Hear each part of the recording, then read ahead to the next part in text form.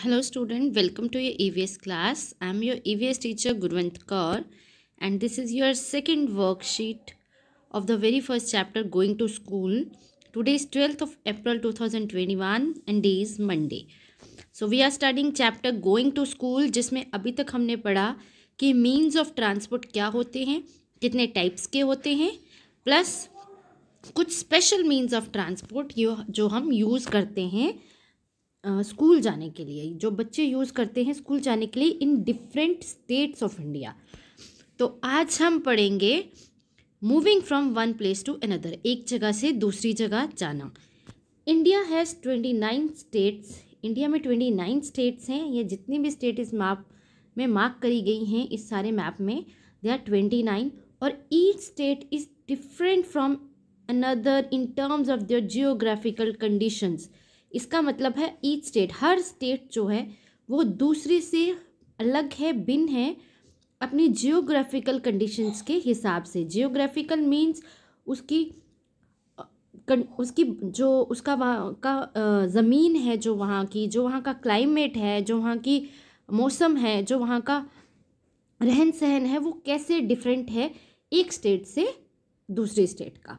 तो इसको बोलते हैं जियोग्राफिकल कंडीशन। यानी वहाँ मैदान है, वहाँ पहाड़ है, वहाँ ज़्यादा पानी रहता है, वहाँ नदी है, वहाँ बारिशें होती हैं, वहाँ बर्फ़ पड़ी रहती है, वहाँ पे सूखा रहता है या क्या रहता है, ये अलग है। इंडिया जो है उसको लैंड ऑफ डाइवर्सिटी माना गया है।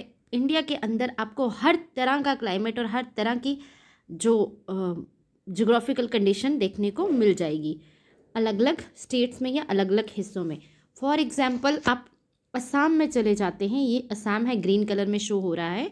तो यहाँ पे क्या होता है, most of the time in year, साल के ज़्यादातर समय में क्या होता है, बारिशें होती रहती हैं, जिस वजह से ये ऑलमोस्ट इसकी ज़मीन जो है वो पानी से भरी रहती है।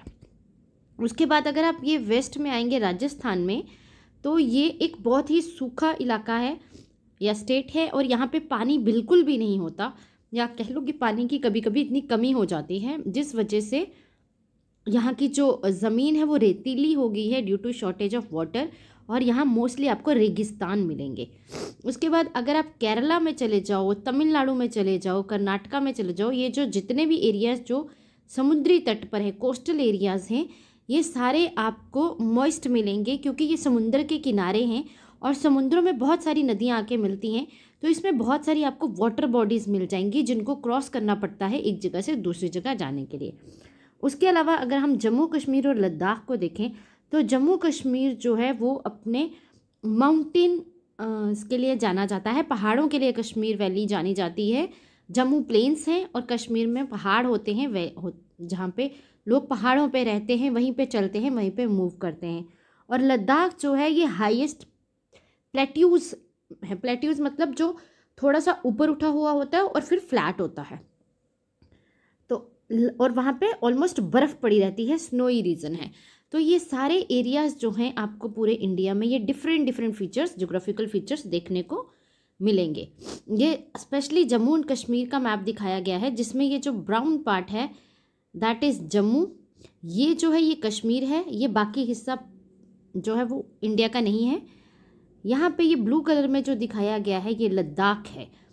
तो इन तीनों रीजन्स के फीचर्स बहुत डिफरेंट है। जम्मू प्लेन्स में आता है, कश्मीर पहाड़ी इलाका है और लद्दाख स्नोई स्टेट है या यूटी है। नेक्स्ट हम पढ़ेंगे features of different geographical regions. For examples हम इस चैप्टर में पढ़ रहे हैं गोइंग टू स्कूल, कि बच्चे स्कूल कैसे जाते हैं, क्या मीन्स और किस तरह से या किन किन जगहों को वो पार करते हैं स्कूल जाने के लिए। तो first of all moving in mountains, जैसे जम्मू कश्मीर की हम बात करें तो यहाँ पे क्या होता है, द पाथ्स आर रॉकी, जो रास्ते होते हैं, पाथ्स मीन्स रास्ते, वो पथरीले होते हैं, रॉकी मीन्स पथरीले, और अनइवन होते हैं, एक जैसे नहीं होते, समतल नहीं होते, इस तरह से या इस तरह से, कुछ उनमें स्टीप्स होती हैं माउंटेन्स पे। तो children who live in mountain, जो बच्चे जो माउंटेन में रहते हैं, can move up and down very easily, वो पहाड़ों के ऊपर चढ़ सकते हैं या नीचे उतर सकते हैं बहुत आसानी से, क्योंकि वो वहाँ पे हैबिचुअल हो चुके होते हैं, अडेप्टेड हो चुके होते हैं। लेकिन जो प्लेन्स के, जो मैदानी इलाकों के बच्चे अगर वहाँ पे चले जाएं तो उनके लिए बहुत डिफ़िकल्ट होगा माउंटेन्स पे वॉक करना। ठीक है। Next, moving in plains. Plains में क्या होता है? प्लेन्स मैदानी इलाके, मैदान ये नहीं कि जो हम खेलते हैं वो वाले मैदान। मैदानी इलाका मीन्स एक बहुत बड़ा एरिया जहाँ पे पूरा शहर बसा हो, जहाँ पे पूरी सिटी बसी हो, उसको मैदान बोलते हैं। ये इवन होते हैं, अनइवनली इवन होते हैं, EVEN, ये इवन होते हैं और स्मूथ होते हैं, समतल होते हैं, और यहाँ पे ज़्यादा ऊंच नीच नहीं होती, और यहाँ पे वॉक करना बहुत इजी होता है हर किसी के लिए। और मोर ओवर आपको यहाँ पे कॉमन मीन्स ऑफ ट्रांसपोर्ट मिल जाएंगे, जैसे कार, बस, ऑटो, मिनी वैन्स, बसेस, एक जगह से दूसरी जगह जाने के लिए, जो बच्चों को ले जाती हैं स्कूल में, उन्हें ड्रॉप करती हैं। उसके बाद मूविंग इन स्नो, बर्फीले इलाकों में, जैसे कश्मीर में चले जाओ, हिमाचल में चले जाओ, वहाँ पे क्या होता है? वहाँ पे ऑलमोस्ट जो साल का हिस्सा है वो बर्फ़ पड़ती है, और सारा मैदान जो है वो बर्फ़ वाली जगह से भर जाता है। तो some places where the temperature is very low, यहाँ पे टेम्परेचर बहुत लो होता है, कम होता है, गेट हैवी स्नोफॉल, इसलिए यहाँ पे भारी बर्फबारी होती है। The whole land gets covered with white snow, और पूरी ज़मीन जो है वो सफ़ेद बर्फ़ की चादर से ढक जाती है, भर जाती है। अब children walk through the snow, अब बच्चे इस स्नो में से, बर्फ़ में से होकर एक दूसरे का हाथ पकड़कर, holding hands and walking carefully, यहाँ से गुजरते हैं अपने स्कूल जाने के लिए। The feet sink into the soft snow, जहाँ पे बर्फ़ अभी अभी पड़ी होती है, जिसको उठा के हम स्नोमैन बनाते हैं, एक दूसरे के ऊपर फेंकते हैं, वो वाली स्नो सॉफ्ट स्नो कहलाती है। उस स्नो के अंदर फीट जो हैं, पैर जो हैं, वो बिल्कुल सिंक कर जाते हैं, हमारे अंदर चले जाते हैं, धंस जाते हैं। और अगर वही बर्फ़ जब जम जाती है, बहुत सारी फ्रोज़न हो जाती है, तो हार्ड हो जाती है, और उस पे चलते हुए हमें स्लिप होने का खतरा रहता है। जैसे ये देखिए, ये बच्चे जो हैं ये स्नो पर चल रहे हैं, और इनके पैर देखिए कितने ज़्यादा अंदर सिंक हो चुके हैं। अगर आप ध्यान से देखेंगे, इनके पैर कितने अंदर सिंक हो रहे हैं जब ये बर्फ़ में चल रहे हैं। ये सॉफ्ट स्नो है। उसके बाद moving in forest, at some places, कुछ प्लेसेस पे children have to cross the forest या जंगल टू रीच स्कूल, बच्चों को जंगल से होकर, ये एरिया जहाँ पे जैसे कि आप कह लो केरला है, जैसे आप कह लो उत्तराखंड है, यहाँ पे क्या है? जंगल ज़्यादा होते हैं, तो यहाँ पे बच्चों को क्रॉस करना पड़ता है जंगल कई बार स्कूल जाने के लिए।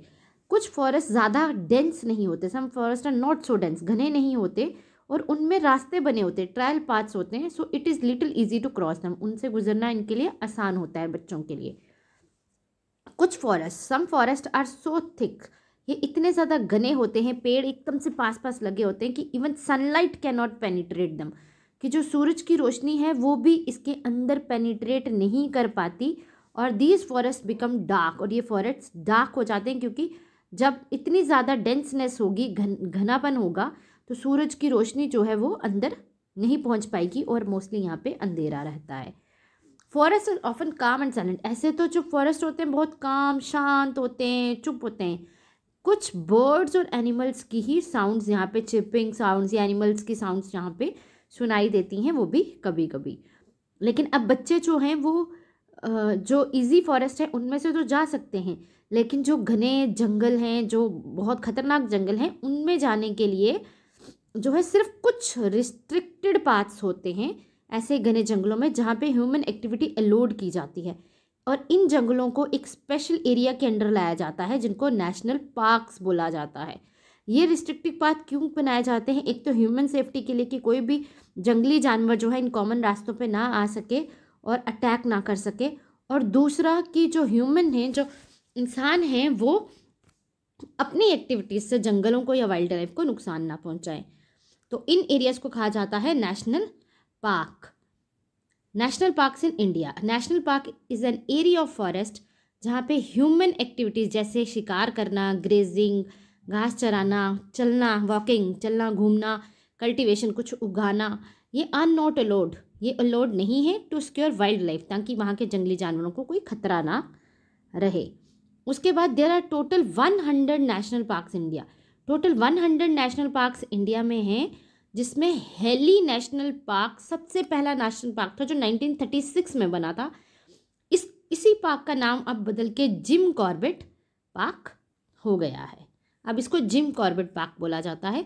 अब ये कुछ कॉमन नाम्स दिए गए हैं पार्क्स के, जो आपने कॉपी पे लिखने भी हैं और लर्न भी करने हैं कि ये किस स्टेट में है। जैसे डांचीगाम जम्मू एंड कश्मीर में, हेमिस नेशनल पार्क लद्दाख में, रणथंबोर नेशनल पार्क राजस्थान में, काजीरंगा नेशनल पार्क असम में, पेरियार नेशनल पार्क केरला में, मुदुमलाई नेशनल पार्क तमिलनाडु में, गिर नेशनल पार्क गुजरात में, सिमलीपाल नेशनल पार्क ओडिशा में, कान्हा नेशनल पार्क मध्य प्रदेश में, इंद्रावती नेशनल पार्क छत्तीसगढ़ में, खीर गंगा नेशनल पार्क हिमाचल प्रदेश में और जिम कॉर्बेट पार्क उत्तराखंड में, जो अभी हमने पढ़ा है, first ever established national park. That was all, thank you. अब आपने इन सारी स्टेट्स को लोकेट करना है मैप की हेल्प से, जो मैंने सबसे पहले आपको दिखाया है। Thank you so much children.